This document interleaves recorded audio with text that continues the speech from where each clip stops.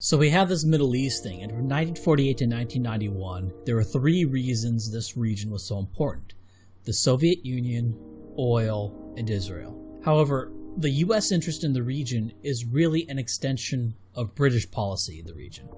Going back to the Crimean War, the British were obsessed with containing Russia out of the Middle East. This great fear that Russia loomed like a nightmare over Europe with its potential because of its landmass. Britain and France, they sided with Turkey, they sided with Muslims against Christian Russia out of a fear that what? Russia would have access to the Mediterranean and retake Constantinople for Christendom? This became known as the Crimean War of 1853, and it led to the deaths of 143,000 Russians, 223,000 deaths from the coalition aligned against Russia, but I guess they kept Russia from something. In 1877, Russia invades through Romania into the Balkans and handily thrashes the Turks in the region. The states of Romania, Bulgaria, Serbia, and Montenegro gain independence from Turkey, or the Ottoman Empire, as a result.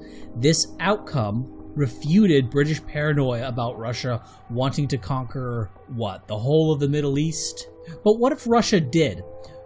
Would that make Russia more powerful? What if Russia did invade Turkey, take over Turkey, invade Iran, take over Iran, or Persia at the time? Would that make Russia more powerful? Well, look at how much territory Britain had, that great empire, and it ended up costing more to maintain and control than it ever brought in revenue. So these fears are delusional. A kind of loony Russophobia has plagued Western minds for somewhere around 150 years. After World War II, the Soviet Union had expanded into the Warsaw Pact countries, thanks to the foreign policy incompetence of Churchill in the West, forming a set of aligned states, and now this greater Russian empire had far greater resources relative to the West than it had ever had before. And the Middle East formed the southern border with the Soviet Union, especially Turkey, Iran, and Afghanistan. Also following World War II, the State of Israel was established, and the United States policymakers had an irrational obsession with protecting this Jewish state that by all rights shouldn't exist and would never have come into existence if the Jews had to achieve it for themselves. And a third factor, the US was dependent on foreign oil, making it important for the US to have friendly regimes in the Gulf region. But now, the Soviet Union is gone, and Russia is a shell of that state, and the US is now energy independent and a net exporter of energy. So what further reason do we have with this obsession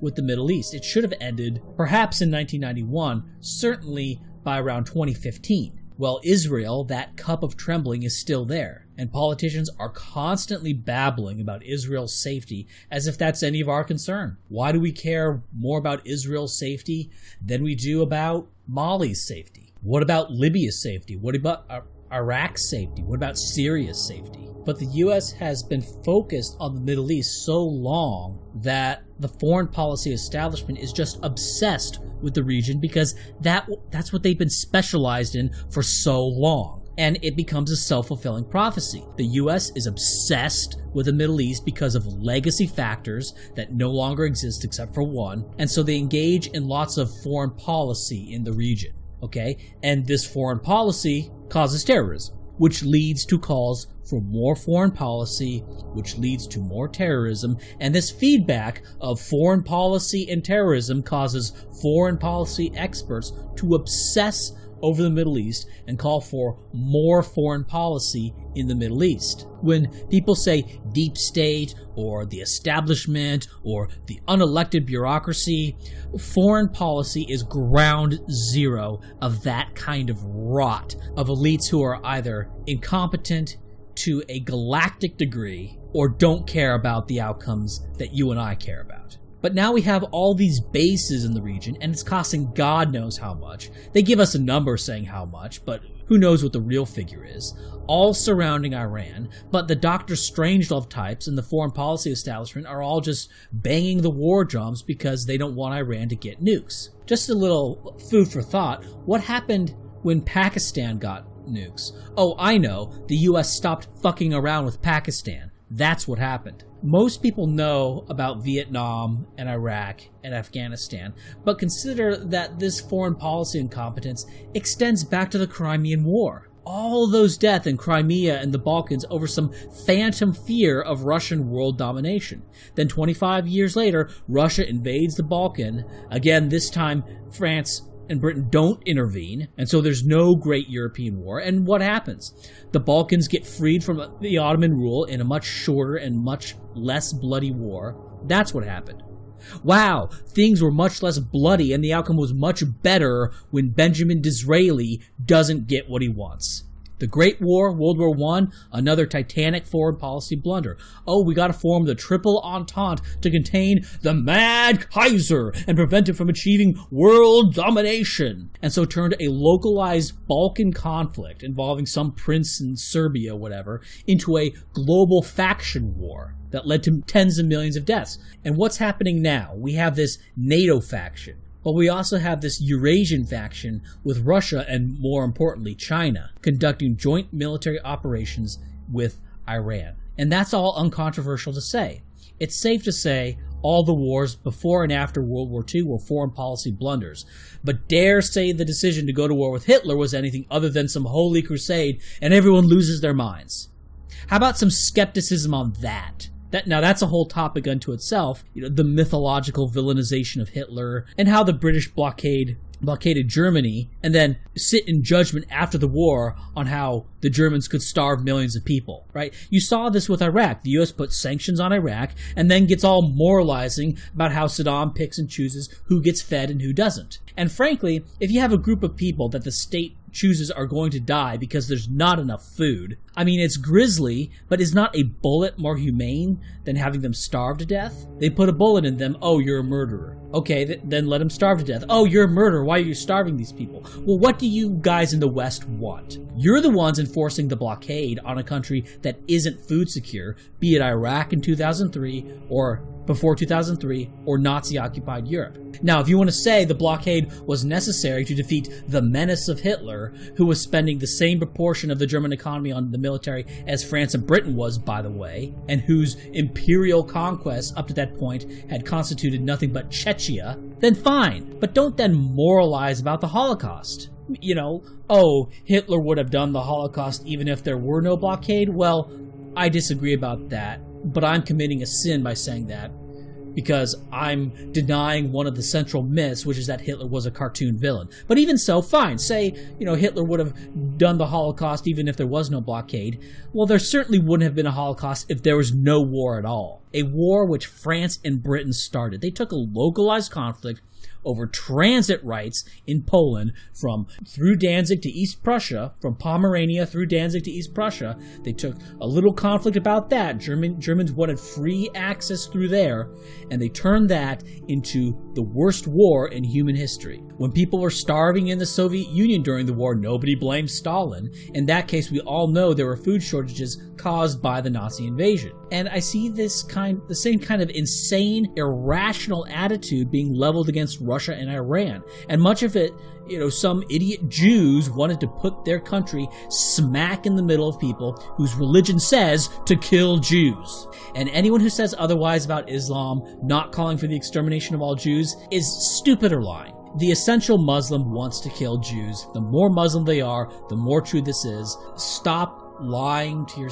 and just stop believing like this sort of shit-lived global homo interpretation version of Islam. Okay, real Islam says, kill them wherever you find them. And yes, with Israel, it's appropriate for me to say they put their country there, because Israel was in a unique position after World War II that they could have chosen several locations to put their country. Nobody else, well, perhaps there were, but very rarely in human history do you have that kind of choice. Do you have that kind of volition of where to put your country? So some countries that are, say, landlocked, we can't blame them for facing the problems of being landlocked, for example. But if they chose to be there, then we can blame them. We could say, you chose that as your country. They could have had much more land in Brazil or Madagascar or East Africa, all of which were much less populated at the time, and in Brazil's case, the government was willing to sell them land, much more space than Israel currently has. So don't cry for dumb Zionists who chose to be exactly where they are. They want to be surrounded by people who for 1,300 years have had this creed that calls for their extermination. Let them deal with the consequences of that. Not our problem. Their religion says it's their destiny to live in this particular location. Fine. Let their religion protect them, not us. But this then gets to the crux of the situation, doesn't it? Iran's developing nukes, and the mad mullahs of Turkestan want to use the nukes to nuke Israel. And Israel is, of course, very weak to that kind of attack because they're so small and densely packed. Well, Israel can deal with that. You wanted to put your country there instead of northern Brazil. You chose a tiny sliver of land the size of Delaware, right next to people whose religion is largely based on killing you and removing you as a scourge on the planet. And you chose that instead of a good chunk of virgin land in northern Brazil. Well, there's no reason for us to pull your asses from that fire that you thrust yourself in. Israel has more nukes than Iran. And if there was a nuclear war, they would probably fire more nukes at Iran than Iran would fire at Israel. But Iran would win a nuclear war because of geography, and Israel knows this. That's why the Israelis are so obsessed with stopping Iran from getting nukes. They're facing an extinction-level event. That's why the Israeli lobby calls for all these wars in Libya, Syria, and Iraq, all these countries that are surrounding Israel. How odd. If Israel completely had their way, the United States would just invade and occupy the whole of the Middle East outright. And the U.S. would spend the entirety of their national surplus on keeping control of these backwards sand people who we shouldn't even know about. But there's a problem. The Goyim in the U.S. are tired of these wars. We're sick of these stupid wars, and the younger generations don't care. It's old boomers sending millennials and Gen Zers to fight, and they don't want to fight. Airstrikes on Iran have no doubt delayed Iran's nuclear program, but they won't stop it forever. Moreover, Iran is a whole other animal than Iraq. The only surefire way to stop Iran from developing nukes is an invasion. Understand, that's what the foreign policy experts, the engineers of the Iraq and Afghanistan and Libyan and Syrian wars, that's what they want. It's all been leading up to the enemy of Israel, the primary enemy of Israel, and the Israeli lobby has had their sights on from the start, and that is Persia. And the gall of these foreign policy lunatics to say we should invade Iran because Iran's killing Americans in bases throughout the Middle East, that's what they're telling the public. What? Why are there Americans in bases in the Middle East? Imagine if the Chinese got all butthurt about us sending special detachments to kill Chinese soldiers in Canada or Mexico. We would be asking, what the hell are the Chinese doing in Canada and Mexico? That's the correct question to ask. But look at Google Maps. Look at the geography of Iran. It's mountains, it's deserts, it's hills, it's crappy roads. It's a logistical nightmare, and Iran is huge. This is mostly like an audio video, but I have a little picture up here. Here's Iran overlaid over the southwest U.S. It's like the area of California, Utah, Arizona, New Mexico, and Colorado combined, roughly.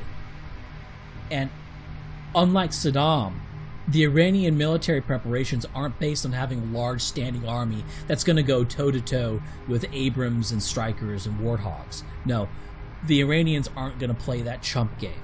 They have defense-in-depth strategies which are designed to attack in the rear after the U.S. Army advances further north into the country. And they have them all tucked away in all these little mountains, all these little coves. It's like Afghanistan. It's like Afghanistan, except you have a far more substantial country and far better prepared opponent than Afghanistan ever had, and the likelihood of Russian support.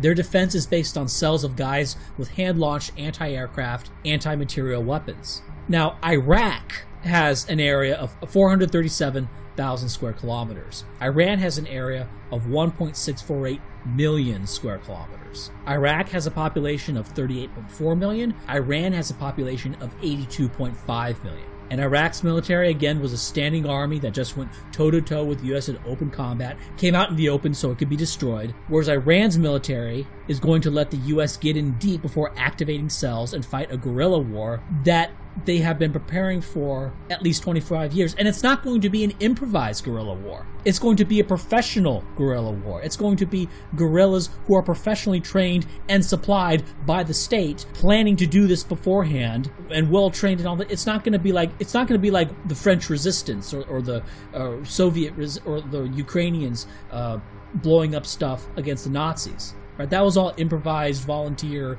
amateur stuff. These are going to be professional guerrillas, and they're going to have state military levels of weaponry. The Iraq insurgency wasn't planned, it was just sort of cobbled together. And look what a mess that was. Imagine what a professional guerrilla force is going to look like. The Iraq war and occupation has cost $1.9 trillion. Probably more than that, but that's what they say. The war with Iran could end up costing at least $8 trillion, almost certainly well more than that.